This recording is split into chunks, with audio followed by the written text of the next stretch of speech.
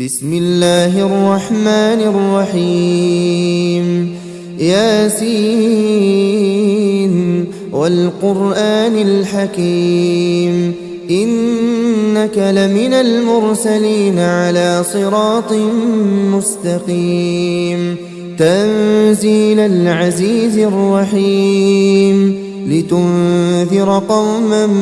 ما أنذر آباؤهم فهم غافلون لقد حق القول على أكثرهم فهم لا يؤمنون إنا جعلنا في أعناقهم أغلالا فهي إلى الأذقان فهم مقمحون وجعلنا من بين أيديهم سدا ومن خلفهم سدا فأغشيناهم فهم لا يبصرون وسواء عليهم أأنذرتهم أم لم تنذرهم لا يؤمنون إنما تنذر من اتبع الذكر وخشي الرحمن بالغيب فبشره بمغفرة وأجر كريم إنا نحن نحيي الموتى ونكتب ما قدموا وآثارهم وكل شيء أحصيناه في إمام مبين واضرب لهم مثلا أصحاب القرية إذ جاءها المرسلون إذ أرسلنا إليهم اثنين فكذبوهما فعززنا بثالث فقالوا إنا إليكم مرسلون قالوا ما أنتم إلا بشر مثلنا وما أنزل الرحمن من شيء إن أنتم إلا تكذبون قالوا ربنا يعلم إنا إليكم لمرسلون وما علينا إلا البلاغ المبين قالوا إنا تطيرنا بكم لئن لم تنتهوا لنرجمنكم وليمسنكم منا عذاب أليم قالوا طائركم معكم أئن ذكرتم بل أنتم قوم مسرفون وجاء من أقصى المدينة رجل يسعى قال يا قوم اتبعوا المرسلين اتبعوا من لا يسألكم أجرا وهم مهتدون وما لي لا أعبد الذي فطرني وإليه ترجعون أأتخذ من دونه آلهة إن يردني الرحمن بضر لا تغن عني شفاعتهم شيئا ولا ينقذون إني إذا لفي ضلال مبين إني آمنت بربكم فاسمعون قيل ادخل الجنة قال يا ليت قومي يعلمون بما غفر لي ربي وجعلني من المكرمين وما أنزلنا على قومه من بعده من جند من السماء وما كنا منزلين إن كانت إلا صيحة واحدة فإذا هم خامدون يا حسرة على العباد ما يأتيهم من رسول إلا كانوا به يستهزئون ألم يروا كم أهلكنا قبلهم من القرون أنهم إليهم لا يرجعون وإن كل لما جميع لدينا محضرون وآية لهم الأرض الميتة أحييناها وأخرجنا منها حبا فمنه يأكلون وجعلنا فيها جنات من نخيل وأعناب وفجرنا فيها من العيون ليأكلوا من ثمره وما عملته أيديهم أفلا يشكرون سبحان الذي خلق الأزواج كلها مما تنبت الأرض ومن أنفسهم ومما لا يعلمون وآية لهم الليل نسلخ منه النهار فإذا هم مظلمون والشمس تجري لمستقر لها ذلك تقدير العزيز العليم والقمر قدرناه منازل حتى عاد كالعرجون القديم لا الشمس ينبغي لها أن تدرك القمر ولا الليل سابق النهار وكل في فلك يسبحون وآية لهم أنا حملنا ذريتهم في الفلك المشحون وخلقنا لهم من مثله ما يركبون وإن نشأ نغرقهم فلا صريخ لهم ولا هم ينقذون إلا رحمة منا ومتاعا إلى حين وإذا قيل لهم اتقوا ما بين أيديكم وما خلفكم لعلكم ترحمون وما تأتيهم من آية من آيات ربهم إلا كانوا عنها معرضين وإذا قيل لهم أنفقوا مما رزقكم الله قال الذين كفروا للذين آمنوا أنطعم من لو يشاء الله أطعمه إن أنتم إلا في ضلال مبين ويقولون متى هذا الوعد إن كنتم صادقين ما ينظرون إلا صيحة واحدة تأخذهم وهم يخصمون فلا يستطيعون توصية ولا إلى أهلهم يرجعون ونفخ في الصور فإذا هم من الأجداث إلى ربهم ينسلون قالوا يا ويلنا من بعثنا من مرقدنا هذا ما وعد الرحمن وصدق المرسلون إن كانت إلا صيحة واحدة فإذا هم جميع لدينا محضرون فاليوم لا تظلم نفس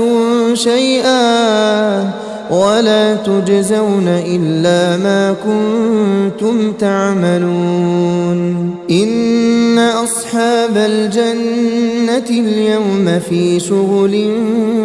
فاكهون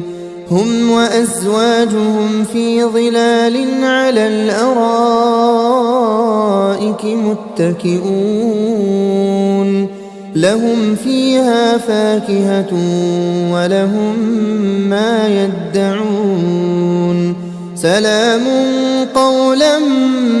من رب رحيم وامتازوا اليوم أيها المجرمون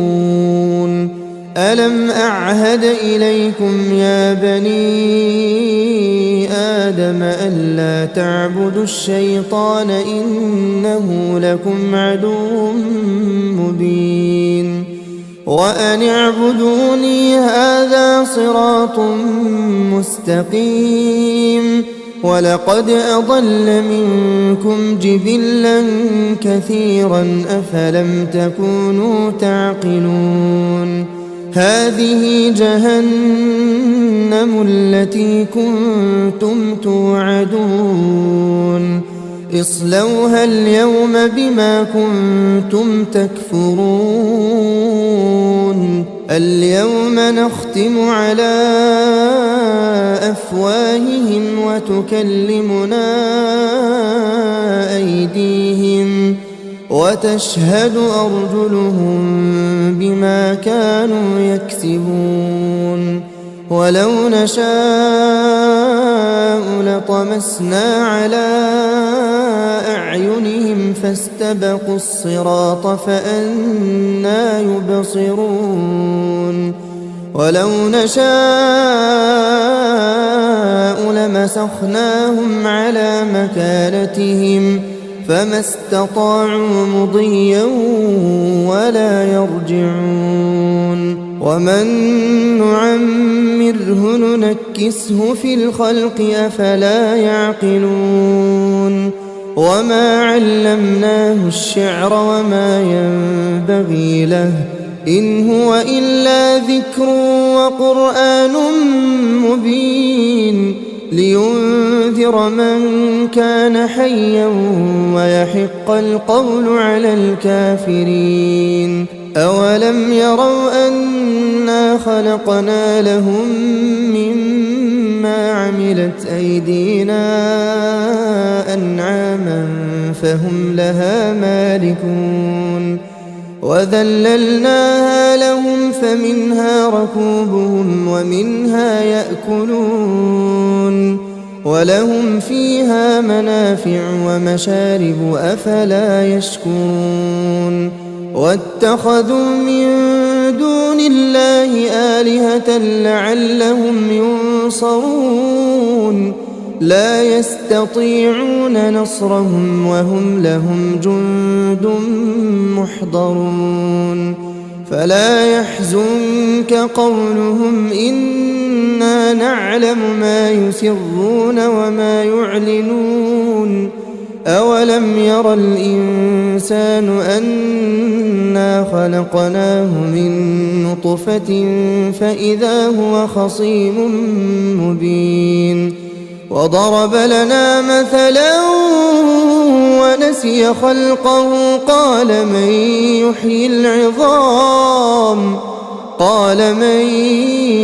يحيي العظام وهي رميم قل يحييها الذي أنشأها أول مرة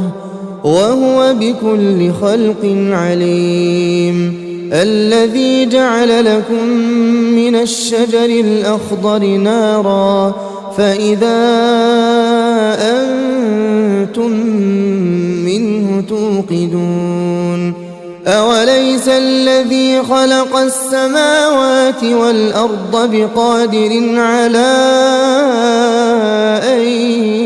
يخلق مثلهم بلى وهو الخلاق العليم إنما أمره إذا أراد أراد شيئا أن يقول له كن فيكون فسبحان الذي بيده ملكوت كل شيء وإليه ترجعون. بسم الله الرحمن الرحيم. الرحمن علم القرآن خلق الإنسان علمه البيان الشمس والقمر بحسبان والنجم والشجر يسجدان والسماء رفعها ووضع الميزان ألا تطغوا في الميزان وأقيموا الوزن بالقسط ولا تخسروا الميزان والأرض وضعها للأنام فيها فاكهة والنخل ذات الأكمام والحب ذو العصف والريحان فبأي آلاء ربكما تكذبان خلق الإنسان من صلصال كالفخار وخلق الجان من مارج من نار فبأي آلاء ربكما تكذبان رب المشرقين ورب المغربين فبأي آلاء ربكما تكذبان مرج البحرين يلتقيان بينهما برزخ لا يبغيان فبأي آلاء ربكما تكذبان يخرج منهما اللؤلؤ والمرجان فبأي آلاء ربكما تكذبان وله الجوار المنشآت في البحر كالأعلام فبأي آلاء ربكما تكذبان كل من عليها فان ويبقى وجه ربك ذو الجلال والإكرام فبأي آلاء ربكما تكذبان يسأله من في السماوات والأرض كل يوم هو في شأن فبأي آلاء ربكما تكذبان سنفرغ لكم أيها الثقلان فبأي آلاء ربكما تكذبان يا معشر الجن والإنس إن استطعتم أن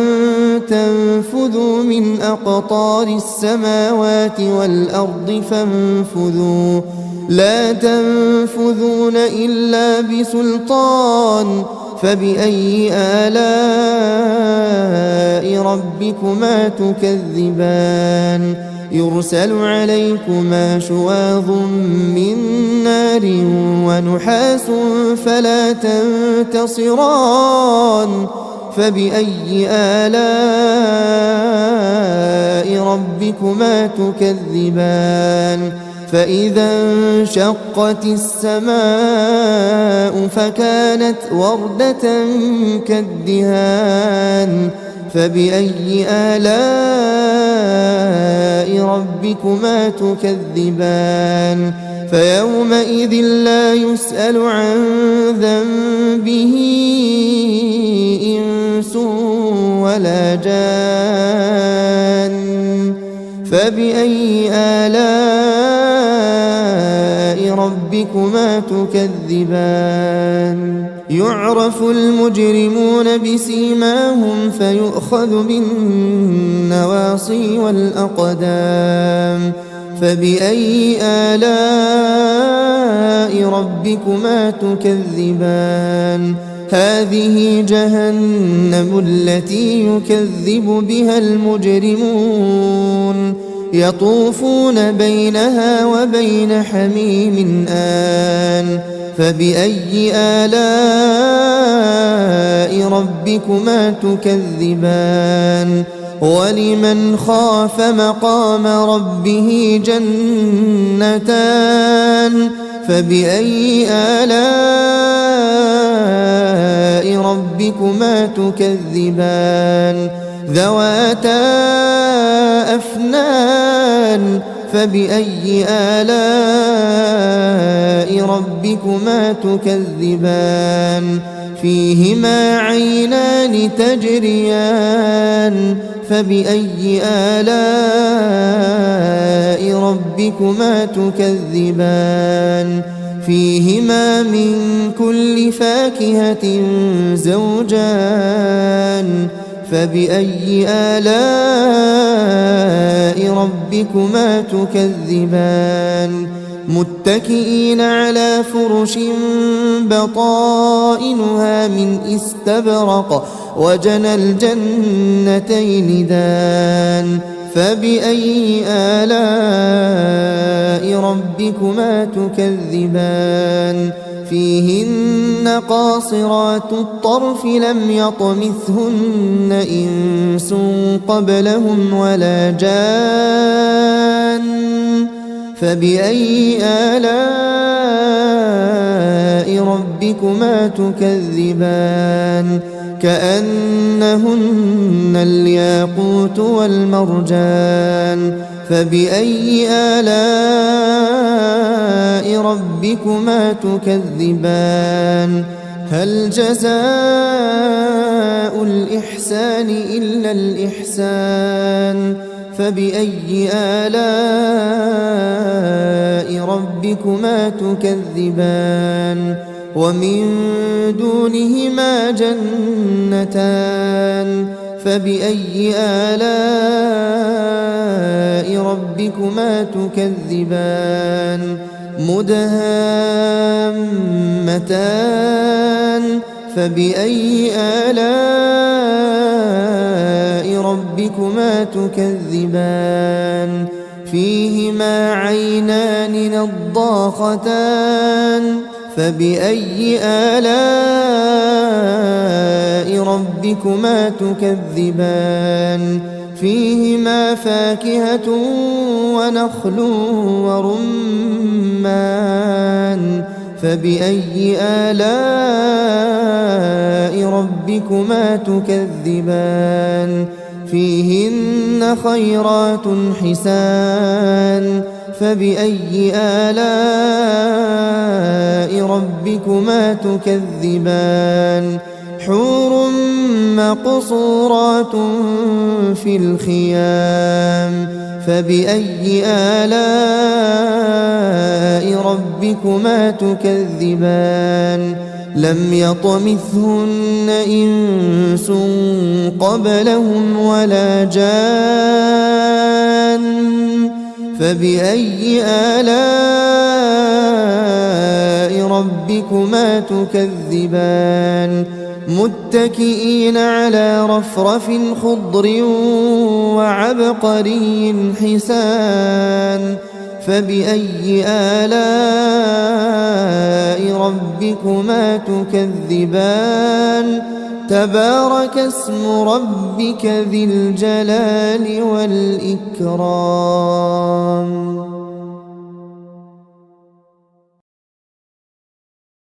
بسم الله الرحمن الرحيم. إذا وقعت الواقعة ليس لوقعتها كاذبة خافضة رافعة إذا رجت الأرض رجا وبست الجبال بسا فكانت هباء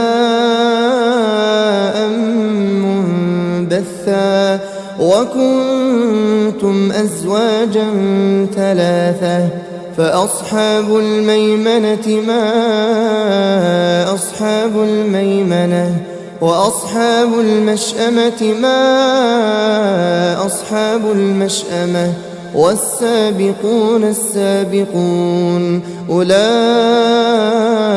المقربون في جنات النعيم ثلة من الأولين وقليل من الآخرين على سرر موضونة متكئين عليها متقابلين يطوف عليهم ولدان مخلدون بأكواب وأباريق وكأس من معين لا يصدعون عنها ولا ينزفون وفاكهة مما يتخيرون ولحم طير مما يشتهون وحور عين كأمثال اللؤلؤ المكنون جزاء بما كانوا يعملون لا يسمعون فيها لغوا ولا تأثيما إلا قيلا سلاما سلاما وأصحاب اليمين ما أصحاب اليمين في سدر مخضود وطلح منضود وظل ممدود وماء مسكوب وفاكهة كثيرة لا مقطوعة ولا ممنوعة وفرش مرفوعة إنا أنشأناهن إنشاء فجعلناهن أبكارا عربا أترابا لأصحاب اليمين ثلة من الأولين وثلة من الآخرين وأصحاب الشمال ما أصحاب الشمال في سموم وحميم وظل من يحموم لا بارد ولا كريم إنهم كانوا قبل ذلك مترفين وكانوا يصرون على الحنث العظيم وكانوا يقولون أئذا متنا وكنا ترابا وعظاما أئنا لمبعوثون أوآباؤنا الأولون قل إن الأولين والآخرين لمجموعون إلى ميقات يوم معلوم ثم إنكم أيها الضالون المكذبون لآكلون من شجر من زقوم فمالئون منها البطون فشاربون عليه من الحميم فشاربون شرب الهيم هذا نزلهم يوم الدين نحن خلقناكم فلولا تصدقون أفرأيتم ما تمنون أأنتم تخلقونه أم نحن الخالقون نحن قدرنا بينكم الموت وما نحن بمسبوقين على أن نبدل أمثالكم وننشئكم فيما لا تعلمون ولقد علمتم النشأة الأولى فلولا تذكرون أفرأيتم ما تحرثون أأنتم تزرعونه أم نحن الزارعون لو نشاء لجعلناه حطاما فظلتم تفكهون إنا لمغرمون بل نحن محرومون أفرأيتم الماء الذي تشربون أأنتم أنزلتموه من المزن أم نحن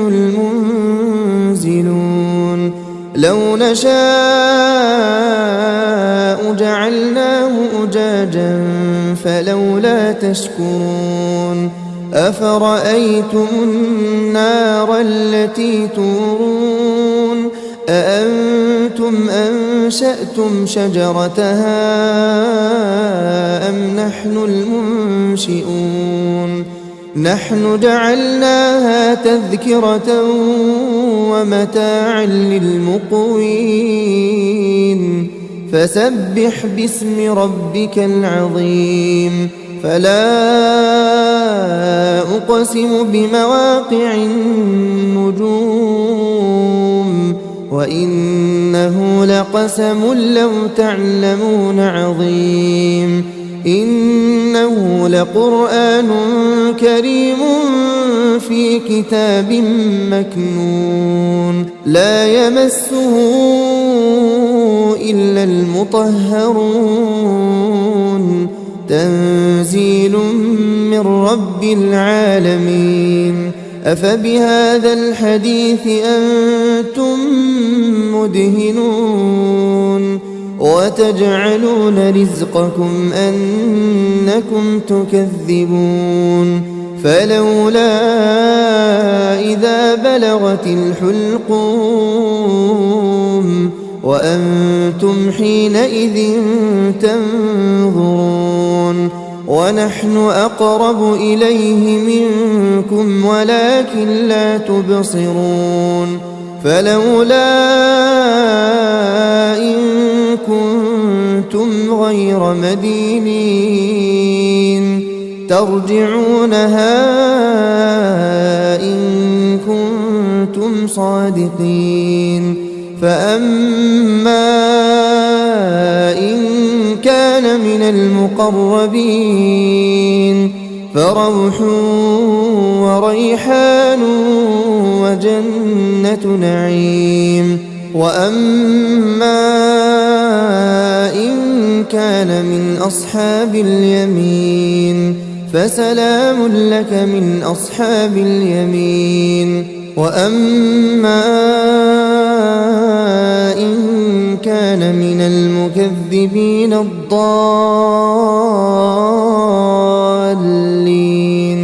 فنزل من حميم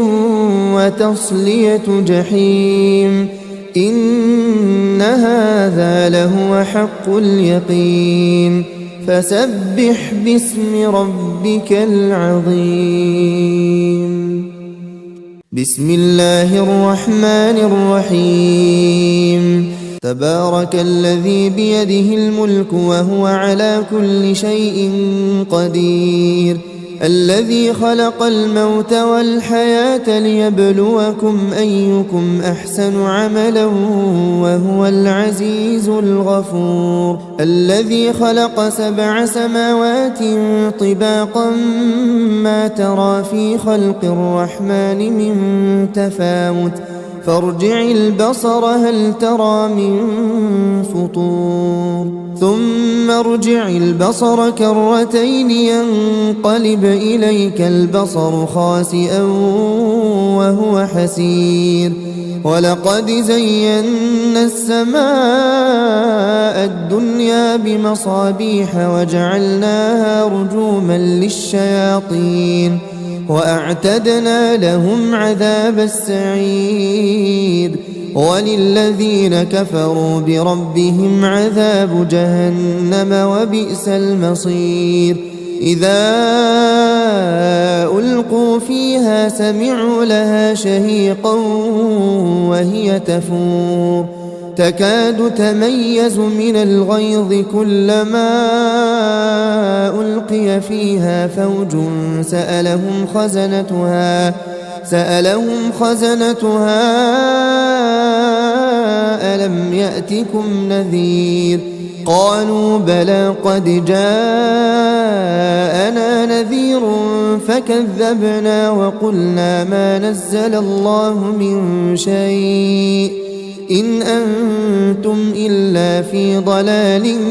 كبير وقالوا لو كنا نسمع أو نعقل ما كنا في أصحاب السعير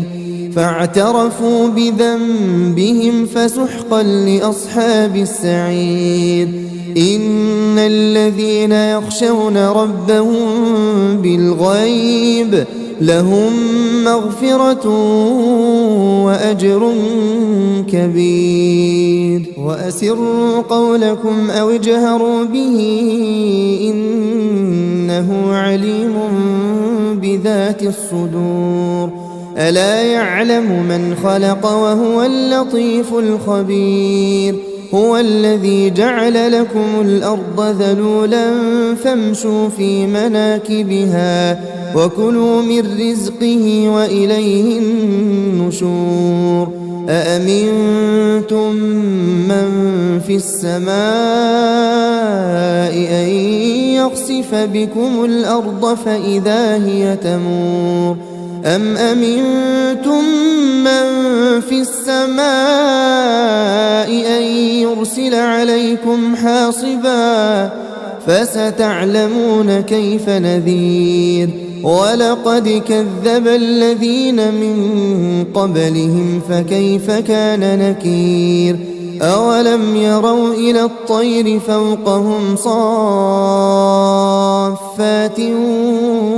ويقبضن ما يمسكهن إلا الرحمن إنه بكل شيء بصير أمن هذا الذي هو جند لكم ينصركم من دون الرحمن إن الكافرون إلا في غرور أمن هذا الذي يرزقكم إن أمسك رزقه بل لجوا في عتو ونفور أفمن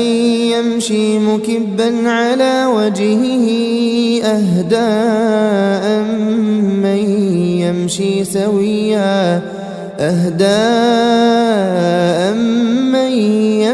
سويا على صراط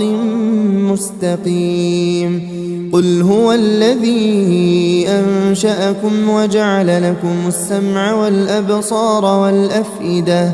قليلا ما تشكرون قل هو الذي ذرأكم في الأرض وإليه تحشرون ويقولون متى هذا الوعد إن كنتم صادقين قل إنما العلم عند الله وإنما أنا نذير مبين فلما رأوه زلفة سيئت وجوه الذين كفروا وقيل هذا الذي كنتم به تدعون قل أرأيتم إن أهلكني الله ومن معي أو رحمنا فمن يجير الكافرين من عذاب أليم قل هو الرحمن آمنا به وعليه توكلنا فستعلمون من هو في ضلال مبين قل أرأيتم إن أصبح ماؤكم غورا فمن يأتيكم بماء